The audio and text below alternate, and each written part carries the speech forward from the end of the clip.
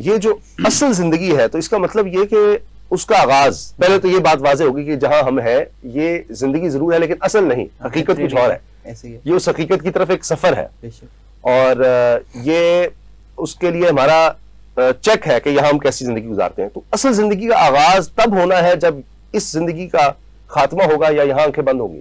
بسم اللہ الرحمن الرحیم. اللہم صلی علی محمد وعلی آل محمد وبارک وسلم. مجاہد بھائی نے بڑی خوبصورت باتیں کی، میں اسی بات کو آگے لے کے چلوں گا. سورہ البقرہ میں ورس نمبر 28 میں اللہ تعالیٰ نے 5 phases آف لائف بیان کی ہیں.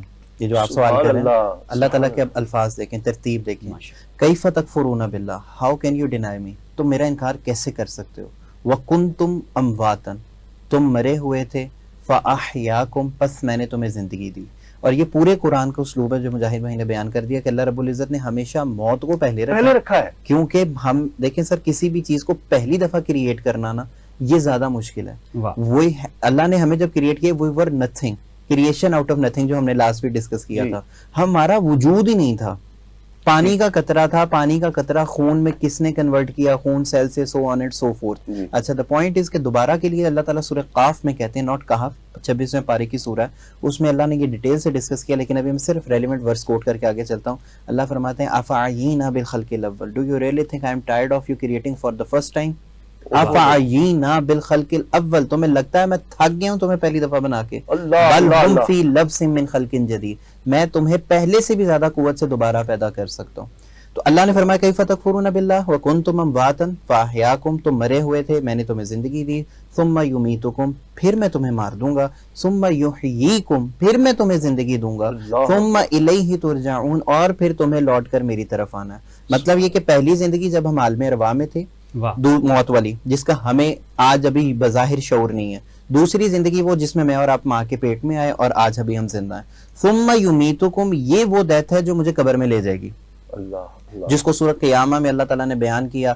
جس طرح مجاہد بھائی نے ذکر کیا، وہ قرآن پاک میں بھی آتا ہے کہ وَالْتَفَّتِ السَّاقُ بِالسَّاقِ، جب پنڈلی پنڈلی سے مل جائے گی اور جان حلق تک کو آ جائے گی، تو اس دن انسان کہے گا کہ یہ کیا ہو گیا. تو اللہ فرمائیں گے کہ تم بار بار میرا انکار کرتے رہے، نماز نہیں پڑھی.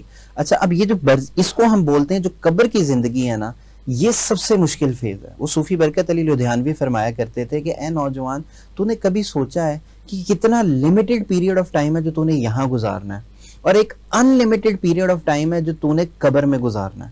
آپ عقل مند کس کو کہتے ہیں؟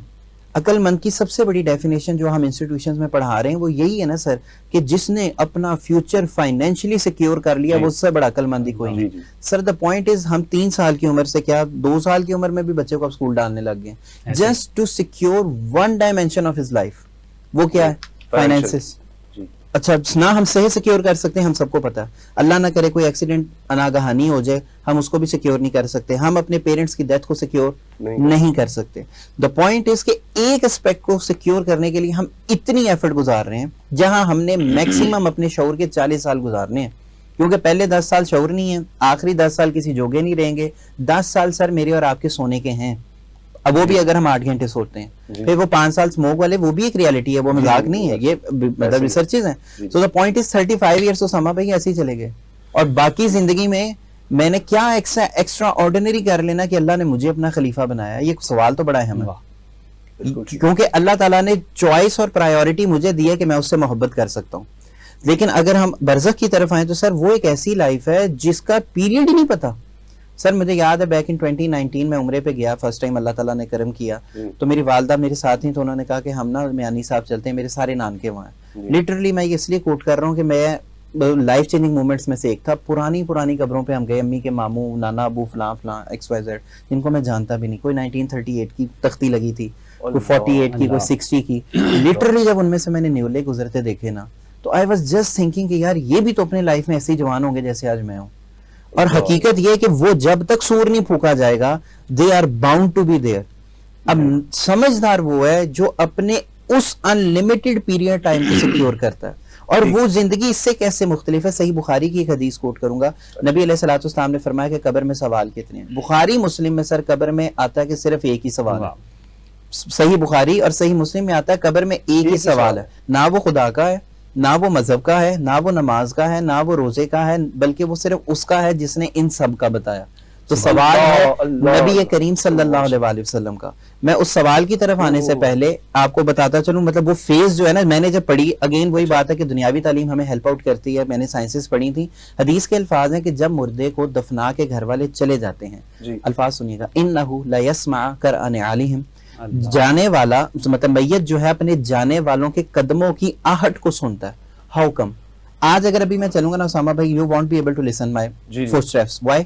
Because it will be less than 20 hertz. ٹھیک ہے, یہ 20,000 ہرٹز سے کم ہے. اب اللہ کے نبی فرما رہے ہیں, اور ہم سب نے دفنایا ہوا لوگوں کو, بلا شبہ ہم قبر میں لٹاتے ہیں, سلیبز رکھتے ہیں, اوپر منو مٹی ڈال دیتے ہیں. اللہ کے نبی فرما رہے ہیں معاذ اللہ ثم معاذ اللہ, بلف نہیں ہے, تو وہ سنتا ہے. ہاؤ کم؟ کیونکہ اب اس کی 20 to 20,000 ہرٹز کی رینج ختم ہو گئی ہے.